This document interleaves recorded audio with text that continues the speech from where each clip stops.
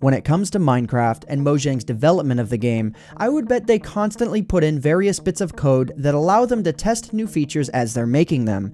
Things like pressing F5 in classic versions of the game to spawn the Steve mob. But ever since I posted my rarest versions of Minecraft video, I've had a massive amount of requests to do a video covering the versions of Minecraft that had these sorts of debug features in them, and all of these versions, in one way or another, were released to the public. So let's just go ahead and let's check them out. So before I get things started, I'm not here to cover the history of snapshots in this video, or versions of the game where things were just sort of incomplete.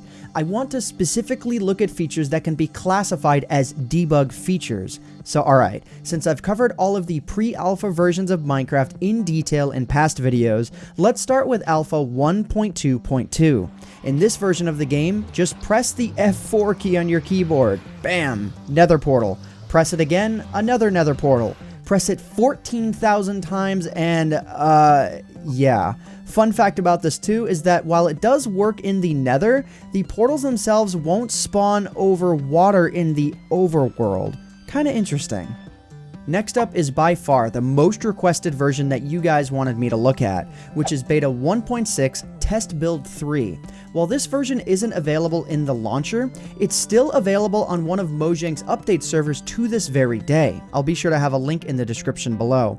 While there's a few little things here and there that work differently or that are incomplete in this version, like advanced OpenGL not working at all, etc., the big thing is that when you generate a world with this version, chests containing a full stack of every single block and item from that time spawn near your spawn point in the world. This includes things that you couldn't normally get through any other means. Feel free to open up the chests and test all of them out. It's pretty cool. Alright, the next three I'm going to be going through in pretty rapid succession since there isn't much to say about each individual version. When Beta 1.8 Pre-Release 1 became available to the public, Mojang forgot to remove the ability to use the F6 and F7 keys to rapidly change the time of day. In Beta 1.9 Pre-Release 1, the very act of jumping in-game increased your total experience, again probably to test out how experience worked. In Beta 1.9 Pre-Release 5, while you couldn't trigger this one without a very small mod, you could spawn the Ender Dragon into your world and it would die with just a single hit. Again, usually when features like this are implemented, they were just intended for Mojang to test out the various features and not removed upon release on accident. It's still pretty cool though. So the last item on our list is an intentional debug feature that has existed since release 1.8.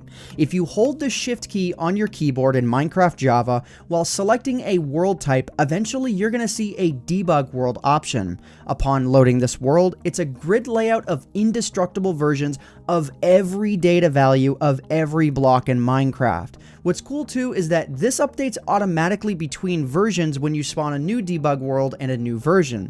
Useful for resource pack makers who want to see what every block will look like. One thing to note though, since every single block is completely indestructible, don't activate any pressure plates or put a minecart on a detector rail. It will spawn thousands of entities and your game will crash. Using a comparator though specifically drops 36 stacks of itself. Kinda odd.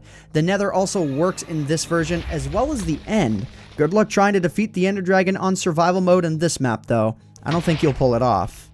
And that just about covers it. In a future video, I'm thinking about covering the history of snapshots as well, so be sure to be on the lookout for that. And while I know I say this quite a lot, it really does help that if you enjoyed this video to please leave a like on it, because it would really help out myself, the channel, and the video quite a lot.